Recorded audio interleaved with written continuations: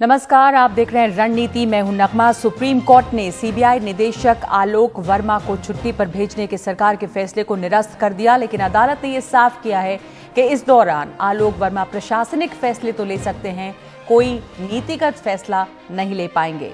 अदालत ने इस मामले को प्रवर समिति के पास भेजने का फैसला किया है, जिसके सदस्य प्रधानमंत्री, नेता विपक्ष और चीफ जस्टिस होते हैं। एक सप्ताह के अंदर ये समिति की बैठक होगी और जिसमें आलोक वर्मा के बारे में आखिरी फैसला लिया जाएगा, लेकिन ये साफ नहीं किया गया है कि नीतिगत फैसले क्या होंगे और प्रशासनिक फैसले कौन हैं।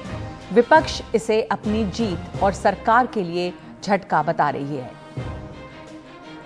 सीबीआई के चीफ को 1 बजे रात को निकाला। क्यों निकाला? क्योंकि सीबीआई के चीफ राफेल पे इंक्वायरी शुरू करना चाह रहे थे। अब सीबीआई चीफ रीइंस्टेट हो गए हैं, तो थोड़ा तो न्याय मिला। अब देखते हैं आगे क्या होता है। लेकिन वित्त मंत्री अरुण जेटली ने कहा है कि सरकार ने सीवीसी की सिफारिश पर दोनों अधिकारियों को छुट्टी पर भेजने का फैसला लिया था। सरकार का किसी व्यक्ति विशेष के पक्ष या विपक्ष में रवैया नहीं है। सरकार ये चाहती है कि सीबीआई की निष्पक्षता, सीबीआई की विश्वसनीयता बनी रहे, और जब 2 बड़े अधिकारियों के बीच में आरोप प्रत्यारोप थे तो सरकार ने उसी ईमानदारी की नीयत के साथ सीवीसी की रिकमेंडेशन को स्वीकार किया था। आज उसका एक री इंटरप्रिटेशन सुप्रीम कोर्ट ने दिया है, उसके अनुकूल सरकार अपनी कार्रवाई करेगी। तो आलोक वर्मा और उनके डेप्यूटी राकेश अस्थाना एक दूसरे पर केवल न सिर्फ खुलकर भ्रष्टाचार के आरोप लगा रहे थे, बल्कि आलोक वर्मा के आदेश पर सीबीआई ने राकेश अस्थाना के खिलाफ एफआईआर भी दर्ज कर दी थी। अब सवाल है कि इस फैसले से अब आगे के लिए क्या सरकार ने संस्थाओं की स्वायत्तता बरकरार रखने के लिए एक लकीर खींच दी है। और इस पर बातचीत के लिए मेरे साथ वरिष्ठ वकील संजय हेगड़े मौजूद हैं। संजय हेगड़े साहब, बहुत बहुत धन्यवाद आपका समय देने के लिए। सबसे पहले ये जो फैसला है अदालत का आज, कब ये लग रहा है एक तरह से, और ये चर्चा है कि ये एक तरह से सबको खुश करने की कोशिश है। नहीं, मैं ये नहीं जानता हूं कि सरकार खुश है या नहीं, पर सरकार की जो मंशा थी वर्मा साहब को अपने पद से हटाने का, वो तो सफल हुई नहीं है। ये जजमेंट यही कहता है कि अगर आपको किसी सीबीआई डायरेक्टर को हटाना है या उनकी अवधि कम करना है, तो आपको उसी कमेटी के पास जाना पड़ेगा जिस कमेटी ने उनका चयन किया था और अपॉइंटमेंट किया था। तो ये जो हाई पावर्ड कमेटी है वही तो ऐसे फैसला ले सकते है। उदाहरण के तौर पे अगर आप जो भी सीबीआई डायरेक्टर है उनको प्रमोशन भी देना चाहे, अगर आप उन्हें गवर्नर बनाना चाहे, एम्बेसडर बनाना चाहे, फिर भी ऐसी अवस्था में भी आपको उसी कमेटी से पहले अनुमति लेनी पड़ेगी। तो इस फैसले के कारण ये तय हो गया है कि जब सीबीआई डायरेक्टर को नियुक्त किया जाता है, उन्हें 2 साल की पूरी अवधि मिलनी चाहिए। जी, तो ये जो फैसला है, इस फैसले ने ये साफ कर दिया है कि जो कमेटी है जिसमें कि प्रधानमंत्री, नेता विपक्ष और चीफ जस्टिस जिसके सदस्य हैं, उसके फैसले से ही अब कोई कार्रवाई होगी। एक गाइडलाइन तय कर दी गई है और उस कमेटी की इजाजत या फैसले के बगैर कोई फैसला नहीं लिया जाएगा। जी बिल्कुल, क्योंकि वर्मा साहब आएंगे जाएंगे, कोई और अभी आ जाएगा, कोई और नई सरकार भी आएगी, इसी पार्टी की भी सरकार बने तो भी नई सरकार भी हो सकती है। तो सवाल यह होता है कि इंस्टीट्यूशंस के साथ कैसे बर्ताव किया जाता है, एक इंस्टीट्यूशन दूसरे इंस्टीट्यूशन के साथ कैसे सलूक करता है। तो किसी भी सरकार को अब यह हक नहीं रहेगी कि अपने मर्जी से सीबीआई डायरेक्टर के कार्य अवधि को बढ़ाए या घटाए। अगर मिनिमम उन्हें 2 साल की अवधि देना ही पड़ेगा, और उससे पहले अगर उन्हें हटाना है, ट्रांसफर करना है या कुछ भी करना है तो फिर कमेटी से अनुमति लेनी पड़ेगी। जी, विपक्ष जिसमें राहुल गांधी खास तौर पे ये कहते सुने गए कि ये अब जिस तरह सरकार ने बाहर निकाला था आलोक वर्मा को और उनको अब उनकी वापसी हुई है दफ्तर में, तो ये कुछ तो जीत है। और विपक्ष लगातार कह रहा है कि चूंकि वो राफेल मामले की जांच करवाना चाह रहे थे सीबीआई के चीफ, इसलिए हुआ।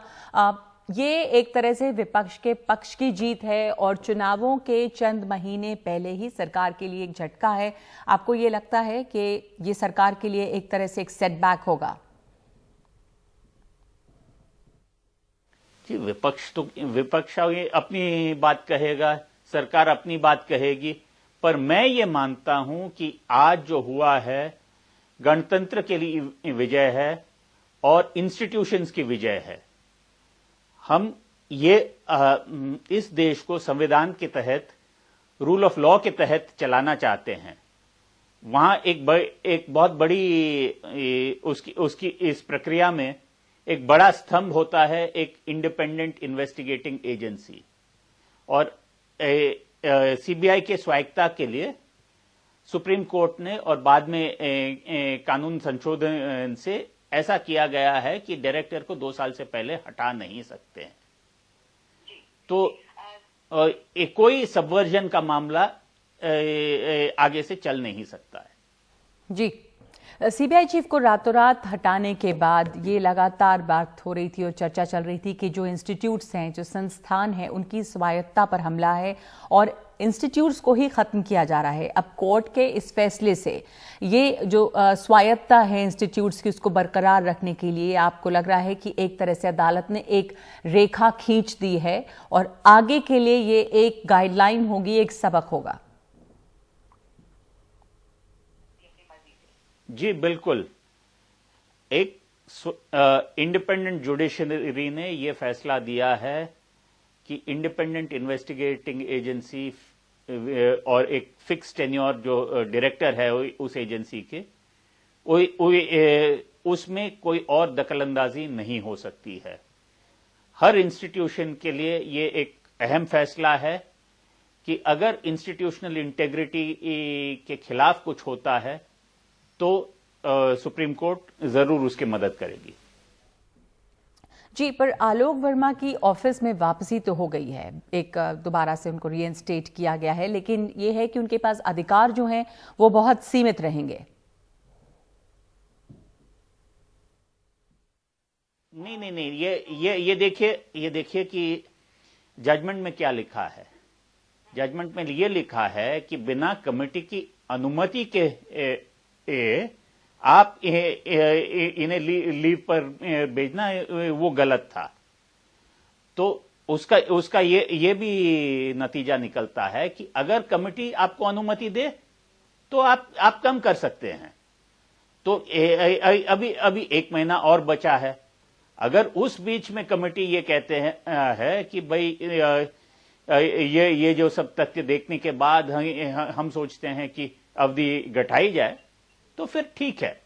तो जो पहले जो लीगल डिक्लेरेशन का लॉजिक यही बनता है कि कमेटी को भी अपने फैसला सुनाने का टाइम दिया गया है। अगर वो फैसला सुनाना चाहे तो क्या पता कमेटी क्या करे।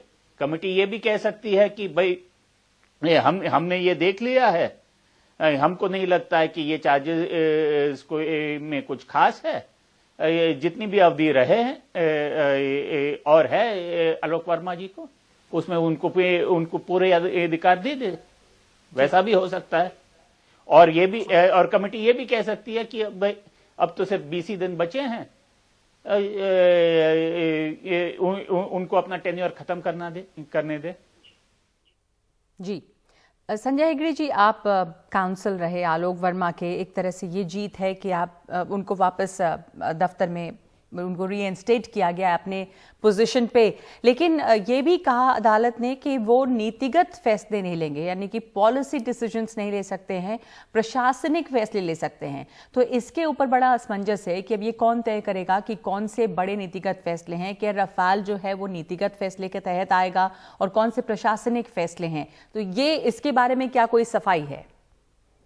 ये पॉलिसी डिसीजंस वाला मामला जो है अभी पिछले तीन महीने में भी वही अंकुश लगाया गया था जो फिलहाल के एक्टिंग डायरेक्टर नागेश्वर राव पर। उसके बावजूद एफआईआर तो दर्ज हुए हैं, यूपी में तो दर्ज हुआ है। तो हर इंडिविजुअल एफआईआर थोड़ी पॉलिसी डिसीजन बनता है।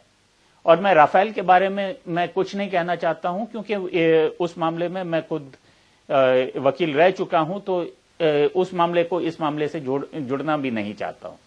जी, धन्यवाद आपका संजय हेगड़े हमसे बातचीत करने के लिए। संजय हेगड़े आलोक वर्मा सीबीआई चीफ के वकील रहे और अब सीबीआई चीफ आलोक वर्मा को वापस अपने स्थान पर बहाल कर दिया गया है अदालत के फैसले से। लेकिन हाँ, अभी ये कहा गया है कि वो बड़े नीतिगत फैसले नहीं लेंगे, प्रशासनिक फैसले ले सकते हैं और जो कमेटी है उस पर अब निर्भर करेगा, 1 हफ्ते के अंदर वो तय करेगी कि आलोक वर्मा पर आखिरी फैसला क्या होगा।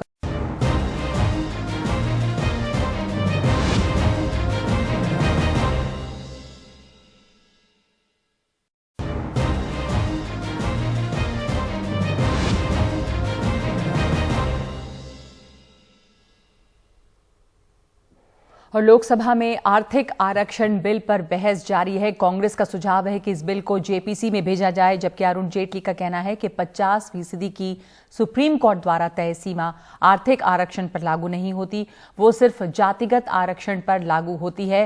रामविलास पासवान ने फैसले का स्वागत किया है और कहा है कि सवर्णों ने भी समानता की लड़ाई लड़ी है। इस वक्त भी ये बहस जारी है। आपको ले चलते हैं सीधे इस बहस पे। 10% आर्थिक आधार पर जनरल कैटेगरी को आरक्षण देने का प्रदेश सरकार के अंदर काम किया। जो नोटिफिकेशन मैं आपके बीच में पढ़ना चाहता हूं 27 सितंबर 2013 का। The governor of Haryana is pleased to provide reservation to economically backward persons belonging to general category as per the following. Number 1, reservation of 10% jobs in government and government undertaking and in local bodies in direct recruitment. Number 2, reservations of 10% admission in government and government aided education institutions where reservation is provided for in admissions. ये हमारी सरकार वहां पे लेके आई, मगर दुर्भाग्य इस बात का है जब हमारी सरकार ये लेके आई, उन जातियों के लिए जो कवर्ड नहीं थे, किसी और कैटेगरी में नहीं आ रहे थे, उन सबको 10% का आर्थिक आधार पे जब रिजर्वेशन दिया गया, तो उस समय आप भाजपा जो आज सत्ता दल है, भाजपा के नेताओं ने उसके विरोध में बयान दिया, उसका विरोध किया। इनके संगठन से संबंधित कुछ लोग कोर्ट में भी गए, हालांकि हाई कोर्ट में उनको सफलता नहीं मिली। आज भी ये रिजर्वेशन वहां बरकरार है। तो पहली बार नहीं हुआ। और दूसरा उदाहरण, ये 2013 में पहले हमारी सरकार ने 10% का सिद्धांत लेके आई पूरे देश में। उसके बाद गुजरात में भाजपा सरकार अप्रैल 2016 में, गुजरात से भी बहुत से सांसद मौजूद हैं, तब उसी को हूबहू कॉपी किया गया गुजरात में और गुजरात की सरकार के अंदर वो लागू हुआ। अब ये देश के अंदर ये सिद्धांत कॉपी करके लाया जा रहा है। अंग्रेजी में एक कहावत है कि imitation is the most sincerest form of flattery. किसी की कॉपी की जाए तो वो उससे बढ़िया प्रशंसा करना कम नहीं है। तो जो सिद्धांत हम लेके आए थे, कांग्रेस लेके आई थी, हरियाणा के अंदर हम लेके आए थे, हुड्डा जी के नेतृत्व वाली सरकार लेके आई थी, उसका कॉपी पहले आपने गुजरात में किया, अब देश में वो 10% का सिद्धांत आप लेके आ रहे हैं। तो उस बात के लिए जो है हम धन्यवाद करते हैं। मगर उस समय जो आप विरोध कर रहे थे और आप अंतिम घड़ी में लेके आए हो, ये आपकी नीयत पे कहीं ना कहीं विश्वास हमारा पूरा इस पे होता नहीं। इसके साथ साथ मैं ये भी कहना चाहता हूँ अध्यक्ष महोदया, अभी जेटली जी ने कहा कि कांग्रेस के मैनिफेस्टो में 2014 कांग्रेस के दीपेंद्र सिंह हुड्डा इस पर अभी बहस कर रहे हैं और लगातार सवाल उठाया जा रहा है कि अभी जो चुनाव के ठीक पहले जो सरकार ने प्रस्ताव लाया है उससे सरकार की नीयत पर शक है और हालांकि ज्यादातर दलों का समर्थन भी इस पर मिल रहा है, लेकिन आरक्षण को लेकर एक नई बहस इससे छिड़ गई है और लगातार इस पर बहस जारी है। तो अभी आज रणनीति में